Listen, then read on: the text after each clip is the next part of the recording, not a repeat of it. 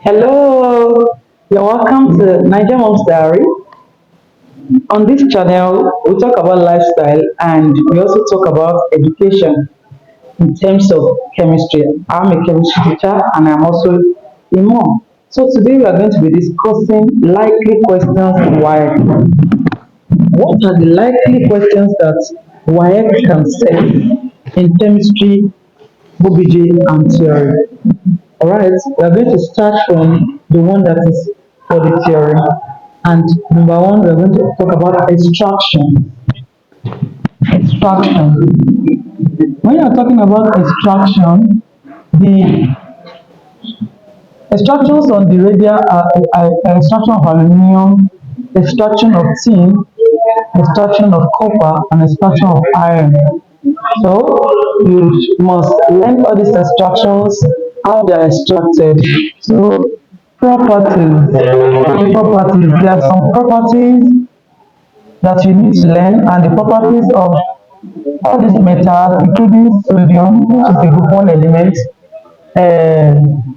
calcium. So these ones are regularly asked. Then properties and uses of these elements, properties and units of these elements. If you want to ask about extraction, these are the likely ones that they ask you extraction about. Here they can ask you for the uses, they can ask you for the properties. For instance, they can ask you the reason, they can also ask you properties of this one. They can ask you why aluminum is used as a kitchen utensils. They can ask you why tin is used for canned foods. They can ask you why copper is used for making wires. You know all those kind of things. So they can ask you about properties too of aluminum, of tin, of copper, of iron. Basically, they can ask you uses of these compounds, uses of these compounds of metals, then sodium chloride, sodium tricarbonate. So these are the commonest ones. They have others too that they can ask. So they ask for use of these compounds and extraction of these compounds. Another topic that is a likely question is electrolysis. Electrolysis. In electrolysis, they can ask you sometimes. Sometimes in electrolysis, they can ask you for what's an electrolyte. They can ask you for what's a conductor. They can ask you to define the anode cathode or cathode in terms of definition. And in terms of in terms of the laws, the first one is the one that is regularly asked, first law of Faraday, and in the question you can see that they show the mathematical how to mathematically show Faraday. They will put something like Q is equal to IT. Is it to note that M is not equal to IT? So like that.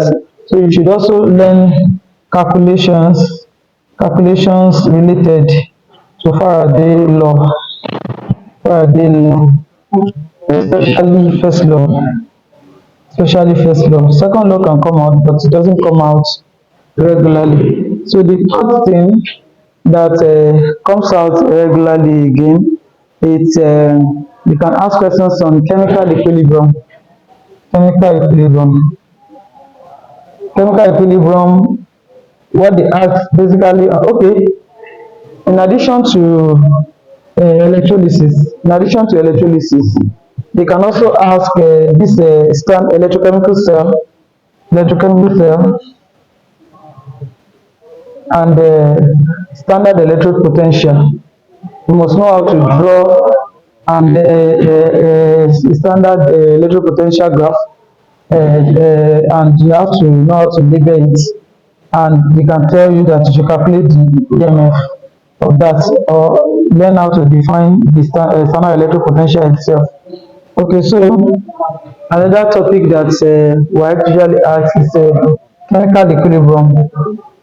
Chemical equilibrium, under chemical equilibrium, then low principle.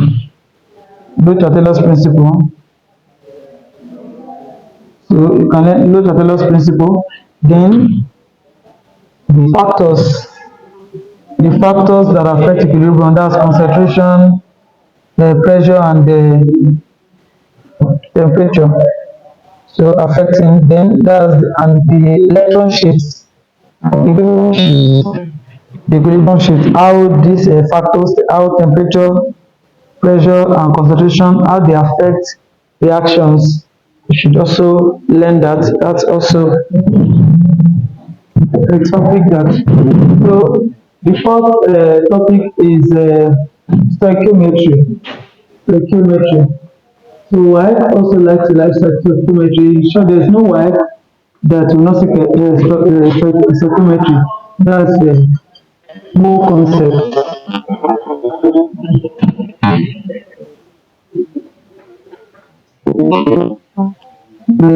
That's more concept. More concepts. You should learn the formulas of the rules, how they relate this number of moles is equal to mass over molar mass, number of moles is equal to CV, number of moles is equal to V over MV, and so on. You must learn it and you know how to relate the two formulas together. Very important. Okay. Also, gas laws. The most frequently asked, they can ask you to define any of the law. It might be Bolt, it might be Charles, then Graham's law. These are the commonest, but they have also asked Elusa before, Gay-Lussac, and anytime they ask Gay-Lussac, they ask the calculations under Gay-Lussac law to will be able to draw the graph, how to draw the graph of the gas law. Okay. So also, yes, they ask questions on solubility. If you want to ask questions on solubility, they ask a definition of solubility and the saturated solution. Solubility. So you must know how to define saturated solution and solubility, and the factors that affect it. Then that's temperature and nature of solvents, factors affecting solubility.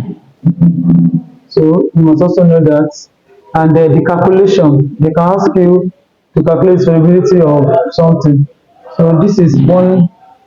This is the formula for solubility in mole per dm cube. So, or they can ask you the solubility in gram per dm cube. That one, after you have gotten solubility in mole per dm cube, you get the solubility in gram per dm cube over the molar mass. So questions like that, they can ask you for water, hardness of water. So this on solubility, they can ask you for water. Under water, they can ask what they ask you for water is they ask you for purification. You must know the purification, the steps in purification, that is aeration, filtration, and the rest. They can ask you the function of maybe alum, chlorine in disinfection. So yes, so you should know that alum is used for coagulation, chlorine is used for disinfection and purification. So like that, they can ask you hardness of water. What are the types of hardness, temporary and primary? They must be able to know what because a temporary hardness must be able to know what we call a permanent hardness. Permanent, permanent hardness. That's this. So they can ask you the ions. They can ask you the ions for hardness. The ions for hardness. That's calcium and magnesium ion. Okay. So another topic that Waec touches is acid base and salts. Acid base and salts. So they can ask you to define acid, but though not regularly. So they can ask you to define salt. You can define any one of it. They can say maybe acid salt. You must be able to must know the different type of salts. That's identify salts. Identify the types of salts like acid salt, normal salts. They can ask you for pH of salt. Then you know that by the hydrolysis of the salts. How to know the hydrolysis of salts? They can ask you for acid base indicators. It's been a while they ask for pH, but you can also pH calculation also study because since it's been a while, then it can be something to look out for. Right? So and you have to know a buffer solution. You have a buffer solution. Then there are questions that come out to in organic chemistry. Organic chemistry, you must know how to name. You can draw a structure and tell you to name, can ask you for characteristics of homologous cells. Now, homologous cells, they can ask you for some tests. For some tests, for instance, now test on alkyne. They can ask you what can you use to differentiate between alkyne, and alkene. They can ask you questions on carbohydrates. Yes, carbohydrates. That's for preparation of starch. Preparation of starch. They can ask you for some properties of protein. That's denaturation and hydrolysis. They can draw a schematic. Most of the time, at times they can draw a schematic diagram and ask you what is happening here. Like an alcohol is always very common. So alkanol, you must know the types. You have to know the types of the alkanol. You have to know the class, the type of the alkanol, whether it's primary, secondary, and you must know how to identify it. Then the chemical properties, very important. You must know that dehydration is part of that. Oxidation is also part. Dehydration, there's oxidation, there's esterification. So alkanol is very important if you want to read for your Waec. Topic that can be the tenth topic that can be asked is non-metals. You know that non-metals very wide. So the non-metals and their compounds, yes, and their compounds. Alright, so just check the chemical properties. The chemical properties of chlorine, of nitrogen, of oxygen, and of hydrogen. Then laboratory preparation. The regular ones are hydrogen, even of chlorine. Those are the very regular ones, but anything is so they can tell you to draw it, to draw how to prepare, and how to prepare.